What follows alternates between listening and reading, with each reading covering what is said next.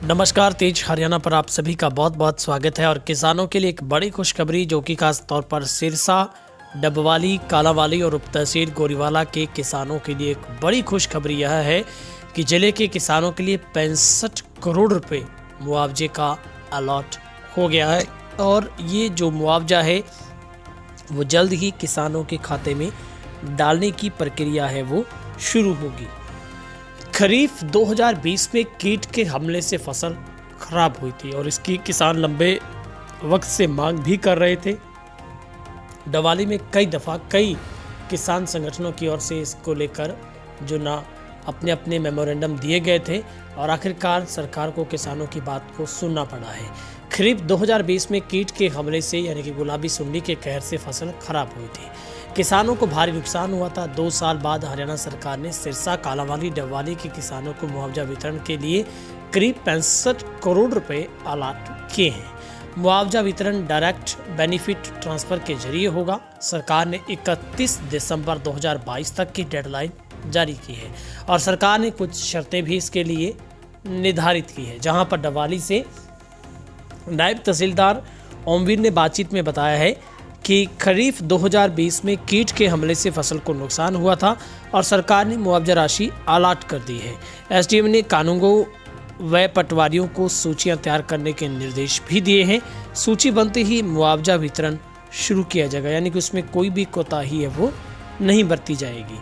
अब आपको बताते हैं कि किस विधानसभा को कितने पैसे दिए गए हैं और 50% से अधिक खराब हुई फसलों का अधिकतम जो 5 एकड़ तक का मुआवजा दिया जाएगा। यानी कि अगर आपके बहुत ज़्यादा फसल थी, 50% से अधिक खराब हुई, तो उसका अधिकतम 2 हेक्टेयर का जो आपको मुआवजा है वो दिया जाएगा। अब मुआवजा राशि कितनी अलॉट की गई वो आपको तहसील वाइज बताते हैं। सिरसा की बात करें तो यहाँ पर 94,48,083 रुपये हैं। कालांवाली में 18,20,55,133 रुपये। तहसील डबवाली में 28,57,65,000 रुपये। उप तहसील गोरीवाला में 17,27,13,348 रुपये तय किए गए हैं। न्यूनतम मुआवजा जो राशि है वो 500 रुपये तय की गई है। सरकार उन किसानों को 500 रुपये का ही मुआवजा देगी जिनके नुकसान का आंकलन उक्त राशि से कम है। बाकायदा सरकार ने अलॉट की गई राशि में इसे शामिल किया है।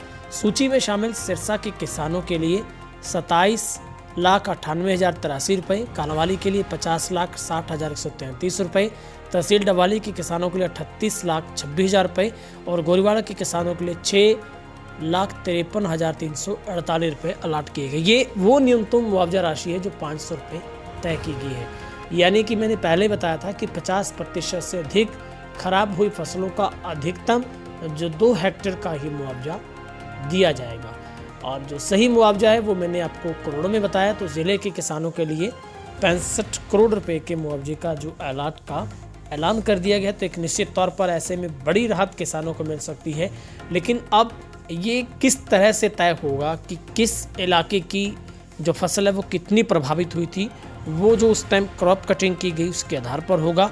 और जो रिपोर्ट है वो जैसे ही रिपोर्ट हम सबको मिलेगी तो हम आप तक भी पहुंचाने का प्रयास करेंगे कि किस किस गांव का कितना मुआवजा है। वो लिस्ट अभी बननी बाकी है, क्योंकि एसडीएम ने ये भी निर्देश दे दिए हैं कि खरीफ 2020 में कीट के हमले से जो फसल को नुकसान उस वक्त हुआ था, सरकार ने जो मुआवजा राशि अलॉट की है वो कानूनगो और पटवारियों को सूचियां तैयार करने के निर्देश दिए गए। और ये जो राशि है मुआवजा वितरण होगा वो डायरेक्ट बेनिफिट ट्रांसफ़र के जरिए होगा और इसके लिए 31 दिसंबर 2022 यानी कि नए साल से पहले की डेडलाइन दी गई है, ताकि जल्दी से जल्दी किसानों के खाते में इसका जो वितरण है वो किया जा सके।